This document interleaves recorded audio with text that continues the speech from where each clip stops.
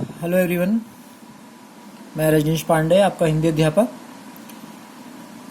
हम लोग कवि रामधारी सिंह दिनकर जी के द्वारा लिखित कविता शक्ति और क्षमा पढ़ रहे हैं, जिसके पहले भाग मैंने आपको बताया था कि उसी व्यक्ति की क्षमा का महत्व होता है जो शक्तिशाली होता है। उसी सांप की माफ़ी का महत्व है जिसके पास गरल हो, जिसके पास विष हो। उस सांप की माफ़ी का कोई महत्व नहीं जो विनीत सरल हो, जिसके पास दांत ही ना हो, एकदम बिल्कुल सरल हो। अब आइए इसके दूसरे भाग में कविता को आगे पढ़ते हैं। कविता के आगे का प्रसंग क्या है? कविता के आगे का प्रसंग उस समय का है जब भगवान राम लंका जा रहे होते हैं और वो समुद्र से रास्ता मांगते हैं। ये सब आप लोगों ने टीवी पे देखा होगा, रामायण वगैरह, तो आपको ये चीज़ें पता होंगी, लेकिन यहाँ पे उसी को उदाहरण रखा गया है। देखते हैं क्या है। 3 दिवस तक पंथ मांगते रघुपति सिंधु किनारे, बैठे पढ़ते रहे छंद अनुनय के प्यारे प्यारे। 3 दिवस, दिवस कहते हैं दिन को, दिन का पर्यायवाची है। पंथ कहते हैं रास्ते को। रघुपति अर्थात भगवान राम, और सिंधु अर्थात समुद्र। तो 3 दिन तक भगवान राम समुद्र के किनारे बैठ करके समुद्र से रास्ता मांगते रहे, बैठे पढ़ते रहे छंद अनुनय के प्यारे प्यारे, और समुद्र की स्तुति में बहुत सुंदर सुंदर छंद पढ़ रहे थे, दोहा पढ़ रहे थे, चौपाई पढ़ रहे थे, विनती कर रहे थे उससे कि हमें मार्ग दो। उत्तर में जब एक नाद भी उठा नहीं सागर से, नाद मतलब आवाज, उनके इस अनुरोध पर जब सागर से एक भी जवाब नहीं आया, एक भी प्रत्युत्तर नहीं आया, तब क्या हुआ?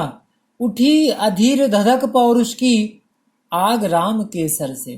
तब क्या हुआ? उनके सर से, उनके बाण से पौरुष अर्थात पराक्रम की जो ज्वाला थी वह धधक उठी, जल उठी।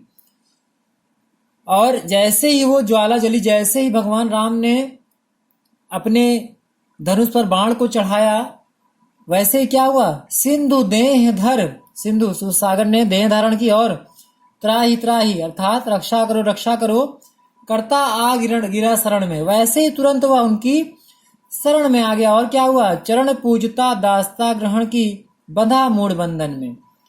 उसने तुरंत उनके चरण पकड़े और उनकी दास्ता स्वीकार कर ली। क्या यह संभव है? अगर राम शक्तिशाली न होते तो क्या सागर कभी उनके सामने आता कि कभी उन्हें मार्ग देने की बात करता? कभी नहीं, क्योंकि 3 दिन बीत गए थे और वो उसकी स्तुति में बहुत अच्छे अच्छे छंद पढ़ रहे थे। लेकिन जब तक वो विनम्रता से उससे कह रहे थे कि हाँ हमें मार दो, वो सागर कुछ भी नहीं कर रहा था। प्रत्युत्तर में एक भी नाद नहीं, एक भी जवाब नहीं आ रहा था। लेकिन जैसे ही उन्होंने अपने धनुष पे बाण का आरोहण किया, वैसे ही समुद्र देह धर करके उनकी शरण में आ गया। उसने कहा मेरी रक्षा करो रक्षा करो, और उनकी दास्ता स्वीकार कर ली। तो इस प्रकार से जो व्यक्ति शक्तिशाली होता है उस व्यक्ति की बात हर कोई मानता है। मैंने न कहा ना, कभी कभी विनम्रता, अगर आप विनम्रता से किसी के सामने पेश आए तो वो उसे आपकी कमजोरी समझता है। लेकिन जब आप अपना पौरुष पराक्रम शक्ति दिखाते हैं तो उसे लगता है नहीं, आप वाकई में शक्तिशाली हैं, आप नुकसान कर सकते हैं उसका। सच पूछो तो सर में ही बसती है दीप्ति विनय की। अब ये अंतिम पैरा इस कविता का केंद्रीय भाव दर्शाता है, जिसे आप लोग इंग्लिश में सेंट्रल आइडिया कहते हैं। देख लें क्या है केंद्रीय भाव इसका। सच पूछो तो सर में ही बसती है दीप्ति विनय की। जो बाण होता है, शर होता है, उसी में दीप्ति कहते हैं चमक को। किसकी चमक बसती है? विनय की। अर्थात जो व्यक्ति शक्तिशाली है उसी की शक्ति में ही विनय शोभा पाता है, विनम्रता शोभा पाती है। संधि वचन सम पूज्य उसी का जिसमें शक्ति विजय की। संधि, पहले के राजा महाराजा युद्ध किया करते थे और युद्ध में पराजय की स्थिति में आपस में संधि करते थे, तो उन दोनों पक्षों के मध्य संधि होती थी। संधि में एक लिखित करार होता था और उसी व्यक्ति की बातें मानी जाती थी जो व्यक्ति जीत रहा होता था।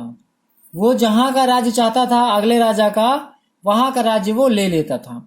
तो संधि वचन संपूज्य उसी का जिसमें शक्ति विजय की, उसी का वचन पूजने योग्य होता है। संपूज्य उसी का वचन पूजने योग्य होता है जिसके पास विजय की शक्ति होती है, जो शक्तिशाली होता है। सहनशीलता क्षमा दया को तभी पूजता जग है, बल का दर्प चमकता उसके पीछे जब जगमग है। ये कुछ मानवीय गुण हैं, सहनशीलता, क्षमा, दया, इनको तभी जग पूजता है जब उसके पीछे बल का दर्प हो, शक्ति का अहंकार हो, तभी व्यक्ति इन गुणों के महत्व को समझता है, अन्यथा कोई नहीं समझता। बहुत महत्वपूर्ण पैरा है। क्या कहा गया है कि विनय बाण में ही अच्छा लगता है, अर्थात शक्ति में अच्छा लगता है। संधि के वचन उसी के अच्छे लगते हैं जिसमें शक्ति होती है जीतने की। और ये कुछ मानवीय गुण हैं, सहनशीलता, क्षमा, दया। तभी इनको जग पूजता है, संसार इनकी पूजा करता है जब उसके पीछे बल हो, अर्थात बलवान व्यक्ति के ऊपर ये सब गुण अच्छे लगते हैं। तो उम्मीद है कि ये कविता आपको समझ में आई होगी और इस कविता का केंद्रीय भाव भी समझ में आया होगा। शक्ति और क्षमा। शक्तिशाली व्यक्ति की क्षमा का महत्व है। शक्तिशाली बनिए, कभी किसी गरीब को मत सताइए, जरूरतमंद व्यक्ति की मदद करिए, सबसे प्रेम स्नेह से मिलिए, बातें करिए और इस कोरोना काल में अपने आप को सुरक्षित रखिए। और जो कुछ भी आपको पढ़ाया जा रहा है उस चीज को करते चलिए। ये आपके यूनिट 1 का अंतिम पार्ट था, सिलेबस में आपको भेज दे रहा हूँ। ये अंतिम पार्ट था। इसके बाद आप लोग फटाफट अपना काम चेक करवा लीजिए, तो फिर हम आगे की ओर बढ़ें।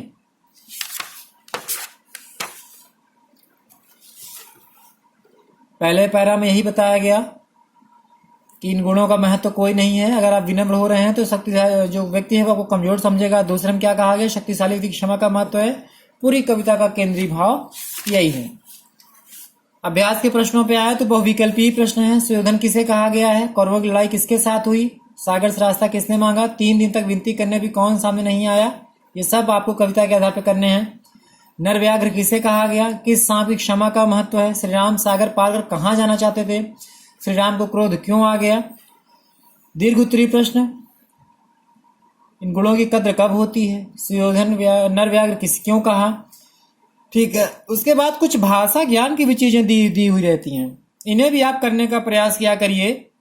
क्योंकि व्याकरण का पोर्शन हम लोगों ने पढ़ लिया है और कोई भी चीज हो वो सतत अभ्यास के द्वारा ही आती है। अब आप लिटरेचर पढ़ने लगे, लैंग्वेज को भूल जाए तो ये गलत है।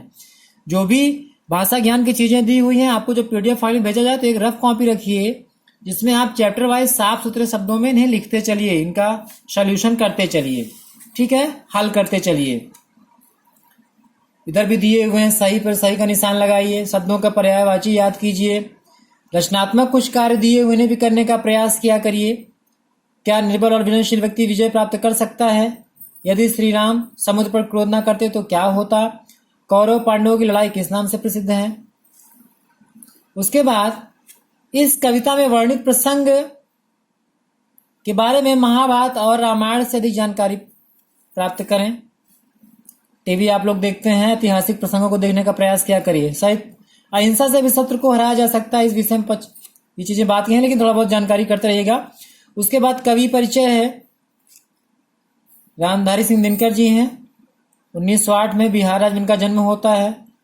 उसके बाद 1974 में इनका निधन हो गया। इनकी कुछ प्रमुख रचनाएं हैं, कौन कौन से देख लीजिए। उर्वशी, कुरुक्षेत्र। उर्वशी के लिए इन्हें पुरस्कार मिला भारतीय ज्ञानपीठ, और संस्कृति के 4 अध्याय के लिए आपको साहित्य अकादमी पुरस्कार मिला। तो इस प्रकार से 2 भागों में ये पाठ समाप्त हो गया है। मुझे विश्वास है कि आपको ये चीजें समझ में आई होंगी। इसी आशा और उम्मीद के साथ मैं इस वीडियो को यहीं पे समाप्त कर रहा हूँ। वीडियो काफी लंबा हो गया है। आप लोग काम अपना कंप्लीट करिएगा और मुझे सूचित करिएगा। तब तक स्वस्थ रहिए, व्यस्त रहिए और घर में सुरक्षित रहिए।